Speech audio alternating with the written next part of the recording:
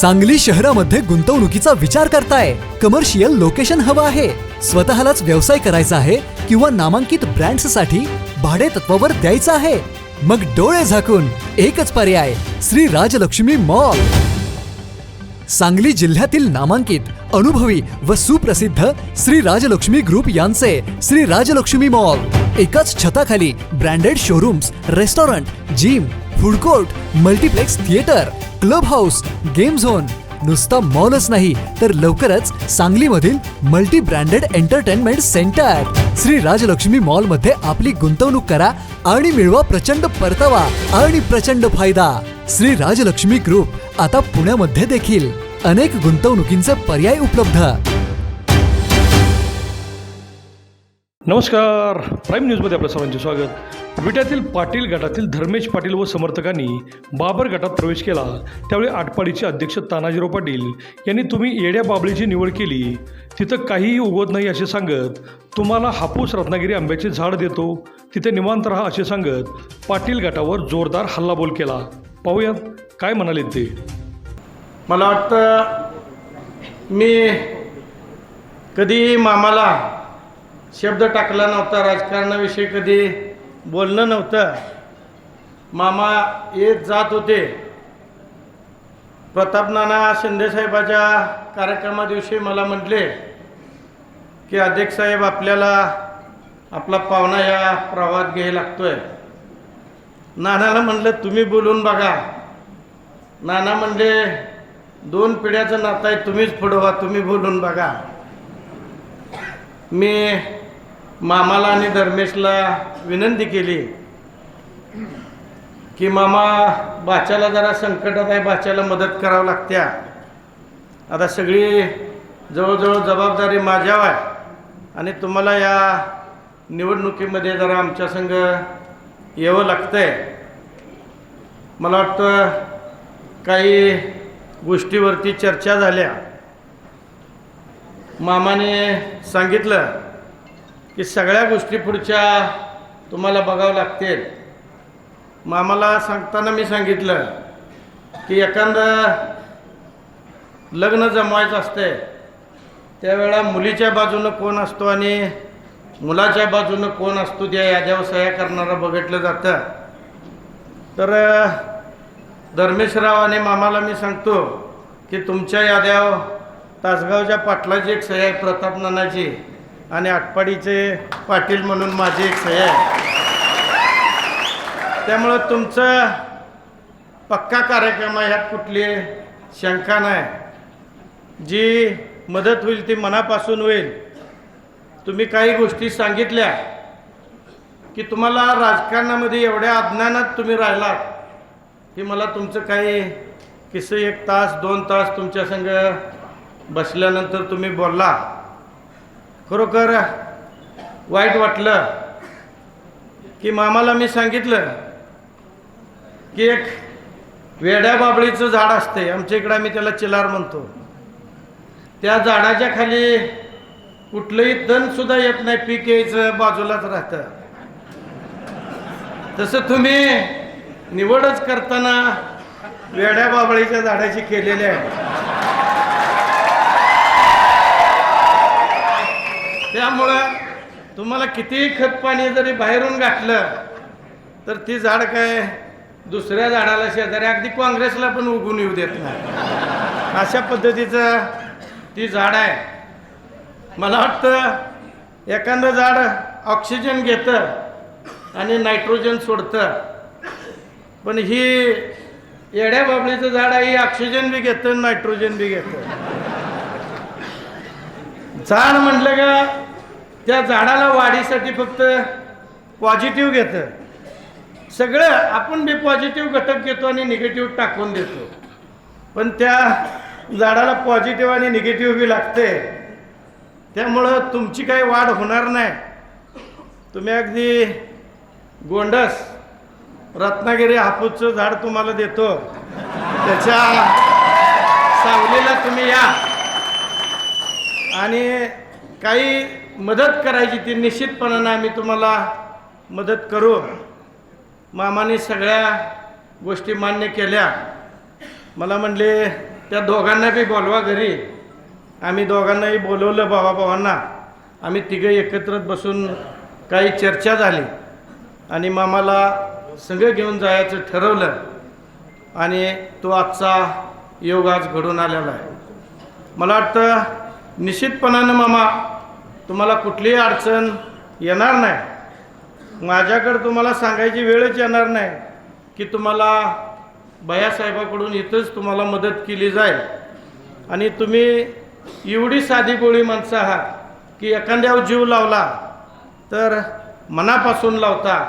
आम्ही अनेक कार्यकर्ते बघितले की लाभ घेतात आणि निघून जातात, पण 3-3 पिढ्या तुम्ही कुठलाच लाभ न घेता अगदी मनापासून जीव लावून राहिला आहे. मला वाटतं आमचा लाभ काही प्रमाणात जरी तुम्हाला मिळाला तर तुम्ही जातानाही पुढच्या पिढीला सांगणार की 5 पिढी यांची सेवा करा, की एवढ्या पद्धतीची तुमची आम्ही निश्चितपणानं सेवा करू. मला वाटतं जास्त बोलण्यापेक्षा वेळ झालेली आहे. माझ्या तालुक्याची जबाबदारी माझ्यावर मोठी आहे. मगाच्याने मी सुहासला म्हणत होतो की मी बोलून जातो.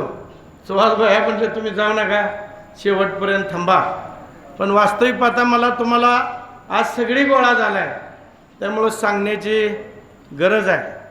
आज जिल्ह्याच्या पाठीमागच्या राजकारणाचा सगळा जर विचार केला तर मला वाटतं ज्या कुटुंबातली जी व्यक्ती राजकारणामध्ये असणारी आहे आपल्यातून निघून जाती, त्या व्यक्तीच्या कुटुंबातल्या पुढच्या व्यक्तीला मला वाटतं चाल दिली जाते. आपल्या जिल्ह्यातली परिस्थिती बघायची झाली, आबा आपल्यातून गेले. रोहित पाटलांचं वय भरत नव्हतं, परंतु त्यांच्या पत्नी सुमनताईंना अगदी पुढं चाल दिल्यागत कोण असे दुर्मिळ कोण तर उभा राहिले होते. मला वाटतं त्या कुटुंबाला चाल दिली. ज्यावेळेला डॉक्टर कदम साहेब आपल्यातून गेले त्याही वेळेला त्यांच्या कुटुंबामध्ये विश्वजित कदमांना पुढं चाल दिली गेली. मला वाटतं राजकारणात कुणी असा जास्त विरोध केला नाही. ज्यावेळे राजाराम बापू वारले त्याही वेळेला जयंत पाटील ऑस्ट्रेलियात शिकत होते आणि जयंत पाटलांना तिथनं आणून बिनविरोध आमदार केलं. मला वाटतं या तिन्ही कुटुंबाला त्यांच्या पश्चात त्यांच्या कुटुंबातलाच आमदार व्हावा याच्यासाठी भाऊने मोठ्या प्रमाणात प्रयत्न केले होते. पण आज भाऊच्या कुटुंबावर ज्या वेळेला वेळ येते त्यावेळेला मला वाटतं वास्तविक पातळी निवडणूक बिनविरोध व्हायला पाहिजे होती, पण काही रणनीती वेगळी चालू झाली आणि या राजकारणाला एक दिशा देऊन समदुखी लोकांनी एकत्र देऊन ह्यांना आता थांबवलं पाहिजे अशा पद्धतीचं डावपेच आखलं गेलं. पण मला वाटतं काही डाव आम्ही भाऊकडून शिकलो होतो, त्यातलं काही डाव आम्ही बी टाकलं आणि त्यात आम्ही जरा बऱ्यापैकी सक्सेस झालो आहे. पण अशी तरुणाची फळी बघितली समोर बसलेली विट्यातली तर मला वाटतं असं कितीही डाव पडलं तर परतवण्याची ताकद तुमच्यात आणि आमच्यात आहे आणि ती निश्चितपणानं आपण परतावू. निवडणूक कशासाठी असते? निवडणूक निवडून दिल्यानंतर जी आपल्याकडे जबाबदारी दिल्या त्या जबाबदारीने या मतदारसंघातला विकास करणे, मतदारसंघातली कामं करणे याच्यासाठीच निवडणूक असते. मला वाटतं कोण ह्यात व्यावसायिक निवडणूक आणते असं मी म्हणत नाही. मी मग येताना घाटावरती जरा थांबलो चहा घ्यायला, त्यावेळेला एक समोरच्या उमेदवाराची एक गाडी प्रचार झाली होती आणि त्या गाडीमधलं मी संभाषण ऐकलं. म्हणजे ती स्पीकरवर जी चालू असते ती पेनड्राईव्ह लावून, त्यामध्ये एकही गोष्ट विकास कामाची नाही. आम्ही इंजिनिअरिंग कॉलेज उभा केलं, आम्ही अगदी डी फार्मसी उभा केलं, बी फार्मसी उभा केलं. मला वाटतं ही व्यावसायिक दृष्टिकोन आहे, त्यात व्यवसाय आहे. मी पेट्रोल पंप उभा केलं यात म्हटलं गेलं नाही, पण व्यवसाय आणि राजकारणातली कामं ह्यातला यांना फरक कळत नाही.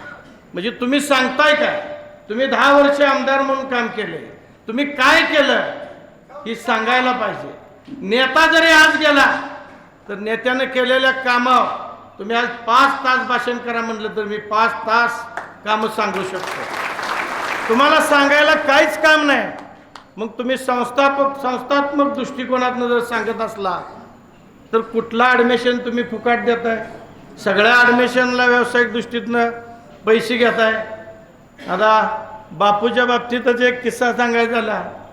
बापूने एक डी फॉर्मला ॲडमिशन मागितलं, पोरं गेली होती मागाय, बापूला 2 लाख द्यायला लागतात म्हणून सांगितलं. बापू 8-10 दिवस वाट बघितली, काय निरोप येतोय का.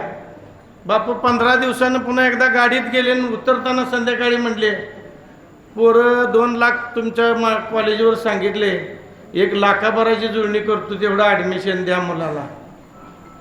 बापू शाळा बंद पाडायची आहे का, 2च लाख भरावं लागणार. मला वाटतं आयुष्य ज्यांनी 2-2 पिढ्या घालवल्या अशा माणसाला हे उत्तर बरोबर नाही. आणि हे व्यावसायिक राजकारण तुम्ही आज प्रचारामध्ये सांगताय, म्हणजे व्यावसायिक दृष्टिकोनातून तुम्ही राजकारण करताय, ही थांबलं पाहिजे. तुम्ही मतदानी ज्या वेळेला 10 वर्ष काम केली त्यावेळेला टेंबूचा एक दगड इकडल्या इकडं हल्ला नाही, जसाच्या तसं होतं. तुम्ही निरकून मागच्या वेळेचं तुम्ही अगदी 10 मिनिट डोळं झाकून तपस्या करा आणि 2014 नंतर जी 24 मधला कालखंडाचा तुम्ही विचार करा. एकही वडा वगळ तलाव शिल्लक राहिला नाही की त्या भागामध्ये पाणी गेलं नाही. मला वाटतं बापूंनी सांगितलं की ह्या तलावात पाणी सोडा म्हणून आम्ही 10 वेळा गेलो होतो समोरच्या माणसाकडे, पण आम्ही सजासजी भावला म्हणलं की तुम्ही या तलावामध्ये पाणी सोडून भरून देऊ शकता का. तर ते काय तर उलटा तलाव भरतोय, तर उलट्या पद्धतीनं पाणी सोडून तो तलाव भावनं भरून घेतलं. म्हणजे ह्यात बुद्धीच चालू आहे ना, हा विषयच आपला नाही. हा व्यावसायिक आपला विषय, हा पाणी देणं, पाणी भरून देणं हा आपलं काम नाही, असं मला वाटतं त्यांनी 10 वर्षामध्ये काम केलेलं आहे. ह्या 14 नंतर 24 पर्यंतचे काम झालं. त्यातनं जी गावं राहिली त्या गावातल्या काही लोकांच्या कल्पना होत्या की भाऊ तुम्ही म्हणताल की मी टेंबूचं पाणी दिलो आणि मी सक्षम झालो, मी दिलेल्या शब्दातनं मोकळं झालो. पण 42 गावातल्या लोकांनी सांगितलं की भाऊ आम्हाला तुम्ही पाणी द्याल, त्यावेळेला खरं तुम्ही टेंबूचं जनक राल आणि तुम्ही टेंबूचं काम केलं असं समजू. मला वाटतं माझ्या भागातल्या काही गावातल्या लोकांना भाऊनी सांगितलं की 2024च्या निवडणुकीला मी तुमच्या दारात मतदान मागायला येईन, त्यावेळेला टेंबूच्या कामाची मंजुरी आणि वर्क ऑर्डर घेऊन काम चालू करूनच तुमच्या दारात मत मागायला येईल. मला वाटतं भाऊनी 6व्या टप्प्याची मंजुरी घेतली, इस्टिमेट तयार केलं. त्यांच्या मला वाटतं शेवटच्या इच्छा संपल्यागत झाल्या आणि भाऊ आपल्याला सोडून गेले. पुढची जबाबदारी आमची राहिली होती. भैया आम्ही मुख्यमंत्र्याला भेटलो, त्यांना विनंती केली की भाऊची शेवटची इच्छा होती की मी मत मागायला येईन त्यावेळेला शेवटच्या घटकाच्या लोकांपर्यंत माझं टेंबूचं पाणी गेलेलं असलं पाहिजे.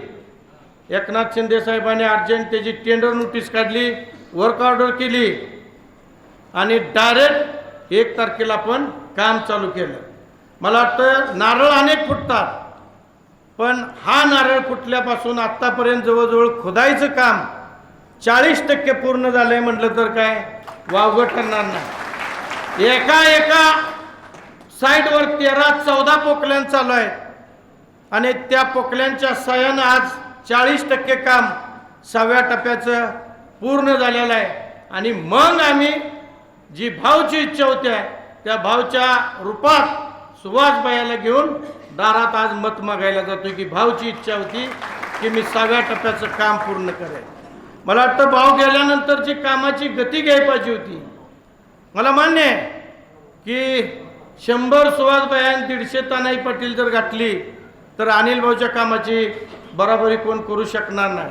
पण निश्चितपणानं त्यांची जी काही अपुरी स्वप्न होती ती पूर्ण करण्याच्या दृष्टीनं या 8 महिन्यामध्ये मला वाटतं आम्ही अगदी रात्रचा दिवस करून या मतदारसंघामध्ये 6व्या टप्प्याचं निधी सोडून जवळजवळ 1350 कोटी रुपये या खानापूर आटपाडी मतदारसंघामध्ये आणले आणि प्रत्यक्षात कामं चालू केलेले. ती कामाचं जी गती बघून मला वाटतं त्या गतीचा पुढच्याने विचार करून की किमान एक 20 ते 25 वर्ष तर पुन्हा आपल्याला जुळणार नाही, ह्यांना आत्ताच थांबवणं गरजेचं आहे. अशा दृष्टीनं मला वाटतं समदुःखी लोकांनी आज आपल्या समोर निवडणूक लढवायचं ठरवलेलं आहे. मी निश्चितपणानं सांगतो, सगळ्या कार्यकर्त्यांना ताकदीनं उभा राहण्याची गरज आहे. प्रत्येक माणूस आहे की जे अनिल भाऊचं रक्त गोठण्यासाठी तुम्ही सगळ्यांनी मला वाटतं त्यांना झिजवलेलं आहे. त्यांचा खरोखर आत्म्याला जर शांती लाभायची असेल तर प्रत्येकानं आपल्या गावामध्ये लीड दिलं पाहिजे किमान 60% पुढं, तर त्यांच्या आत्म्याला शांती लागेल. त्यांनी केलेल्या कामाचं काय तर चीज होईल. नेता असताना कोण बी गावातनं लीड करतं, त्यात तुमची ताकद होईल, त्या नेत्याची ताकद असती. पण नेता नसताना जो लीड काढतो तो खरा हाडाचा कार्यकर्ता असा मी समजतो. मी निश्चितपणानं जरी भाव नाहीत, ही माझी जबाबदारी आहे की आटपाडीमधून तुम्हाला लीड देणं. मग दोन्ही उमेदवार आमच्यातला असो नाहीतर तुमच्यातला असो, आमच्यातल्याच्या पटीत देईन, त्याच्या दबडीनं तुमच्यातल्याच्या पटीत तुम्हाला लीड आटपाडीतनं मिळेल असं आम्ही सगळ्या कार्यकर्त्यांनी वास्तविक पाहता कंबर खचलेले आहे. मला तुम्ही वर बोलवायचा प्रयत्न करता, पण माझ्या गुळून साहेब जरा जबाबदारी मोठी आहे, कारण मी एकटा पडतोय. सगळी एकीकडून जसं जंगलात एक सगळं चित्त एखाद्या तुटून पडते आणि त्याची शिकार कराय बघते. पण मी बी भाऊच्या तालमीतला आहे. कोला जसा शिपूट इकडं करतो आणि इकडं जातो तसा त्यांना सगळ्यांना शेपटाच्या दिशेने घालून मी इकडं विजयात असलेलं त्यांना कधीही कळू देणार नाही. निश्चितपणानं मी सगळ्यांना हात जोडून विनंती करतो की आपण सगळ्यांनी ही निवडणूक गांभीर्याने घेतलं पाहिजे. उरलेलं काय जे 13-14 दिवस आहेत ती तुम्ही आमच्यासाठी द्या. 5 वर्ष उरलेली तुम्हाला राजासारखं सांभाळायचे काम हे आम्हा तिघांचं आहे. ते निश्चितपणे आम्ही पार पाडू. येत्या 20 तारखेला मतदान आहे. आपलं 2 नंबरला नाव आहे बयाचं. आपला शिंदे गटाची आपल्याला शिवसेनेचे तिकीट आहे आणि धनुष्यबाण काय आपल्याला आता नवीन नाही. धनुष्यबाणाची आपल्याला हॅट्रिक करण्याच्या दृष्टीनं आपण सगळ्यांना तयारी लागावं अशी अपेक्षा व्यक्त करतो आणि थांबतो. जय हिंद, जय महाराष्ट्र.